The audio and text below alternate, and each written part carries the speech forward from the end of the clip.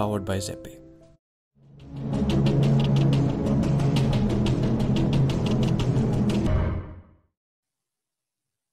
मेरा अगला सवाल है सर कि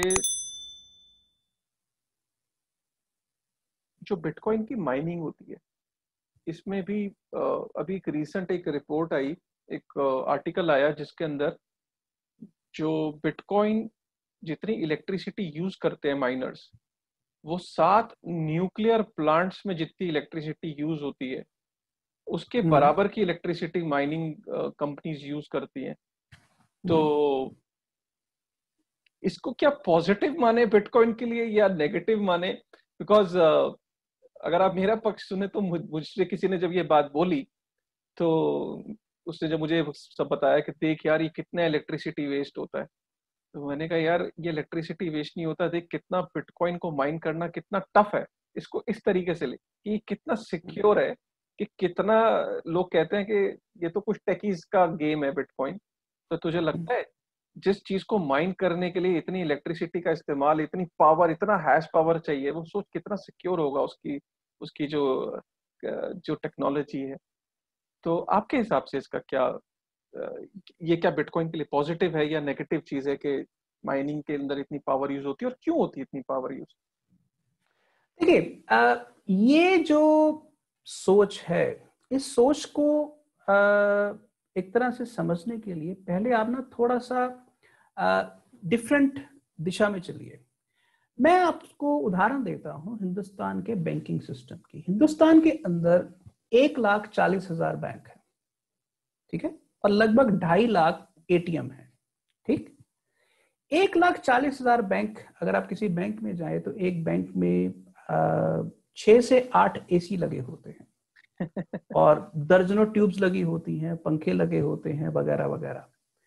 तो आप अगर एक बैंक की टोटल बिजली की रिक्वायरमेंट चेक करना शुरू करें तो एक बैंक के को लगभग एक समय में लगभग 20 से 25 किलोवाट का मीटर चाहिए होगा। तो आप इसको 1,40,000 बैंकों की पावर रिक्वायरमेंट और 2,50,000 एटीएम्स की रिक्वायरमेंट के साथ जब आप जोड़ना शुरू करेंगे तो हिंदुस्तान का बैंकिंग सिस्टम ज्यादा नहीं तो कम से कम 1,500 मेगावाट बिजली कंज्यूम कर रहा है। क्या ये हमारे बैंकिंग सिस्टम के लिए कोई लांछन की बात है? नो। ओके, अब आप इसको थोड़ा सा फैलाना शुरू करें कि दुनिया के अंदर 200 देश हैं और 200 देशों में लगभग कई लाख बैंक ब्रांचेस और एटीएम्स हैं। तो उनके टोटल पावर कंजम्पशन को अगर आप कैलकुलेट करें तो वो पावर कंजम्पशन बिटकॉइन की करंट पावर कंजम्पशन से एक्चुअली कम होगी। ठीक, अब आप इसको ध्यान से समझिए कि बिटकॉइन का सिस्टम पूरी दुनिया के 7 अरब लोगों के लिए है। तो उस लेवल पर अगर आप देखा जाए तो बिटकॉइन का सिस्टम कितनी एनर्जी कंज्यूम करता है और दुनिया के सभी बैंक्स और एटीएम्स कितनी एनर्जी कंज्यूम करते हैं, तो बिटकॉइन का शेयर पावर कंजम्पशन में उनके मुकाबले में बहुत ही कम होगा। तो पहली बात तो ये।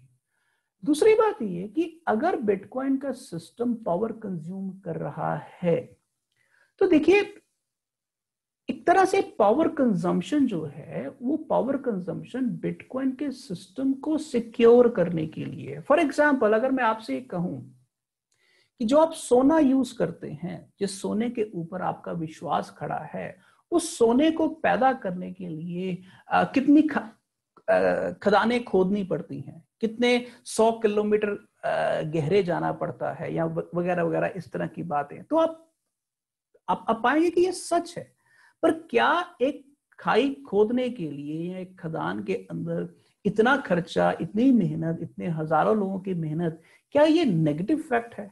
No, the fact here is कि जो ट्रस्ट होता है, ह्यूमन ट्रस्ट, ये आसानी से नहीं मिलता।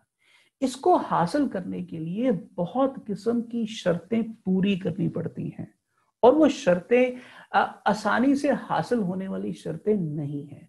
अब प्रॉब्लम ये है कि सोने की खुदाई के अंदर वो शर्तें अलग अलग तरीकों से हासिल हो जाती हैं, पर बिटकॉइन की दुनिया के अंदर वो शर्तें सिर्फ बिजली के जरिए हासिल होती हैं, तो इसलिए बिजली का खर्चा बहुत ज्यादा हो जाता है। तो इसलिए मैं ये मानता हूं कि ट्रस्ट जो है वो ट्रस्ट मुश्किल चीज होती है, और मुश्किल चीज की एक कॉस्ट होती है। उस ट्रस्ट की जो कॉस्ट है, उस कॉस्ट को किसी ना किसी तरीके से तो पूरा करना है। इसलिए मुझे ऐसा लगता है कि बिटकॉइन के अंदर ये जो इतना बिजली का खर्चा हो रहा है, इसके पीछे एक रीजन है। हालांकि या इसको दूसरी तरह से मैं कहता हूं कि ये जो बिजली का खर्चा हो रहा है, इसको कम करने के तरीके भी हैं। और बिटकॉइन के अंदर आज की तारीख में ऐसे बहुत सारे सिस्टम्स पैदा हो रहे हैं जो बिटकॉइन की सिक्योरिटी और बिटकॉइन की प्राइवेसी को लेकर नए प्रपोजल्स लेके आ रहे हैं। जैसे टैपरूट नाम का एक नया प्रपोजल है जिसको बीआईपी के रूप में प्रपोज किया गया है। ऐसे ही उसके अंदर श्नोर सिग्नेचर का एक बीआईपी प्रपोज किया गया है। जैसे जैसे क्रिप्टोग्राफी के अंदर और तरक्की होगी और वो बिटकॉइन के प्रोटोकॉल के अंदर शामिल होती जाएगी, तो बिटकॉइन के अंदर नेटवर्क को इतनी ज्यादा एनर्जी खर्च करने की जरूरत नहीं होगी, मेरा ये मानना है। और आने वाले समय में ये जो एनर्जी रिक्वायरमेंट है इतनी ज्यादा नहीं रहेगी, पर सिक्योरिटी के साथ कोई कॉम्प्रोमाइज नहीं होगा। पर ये होने में हो सकता है 2 साल 4 साल लग जाए।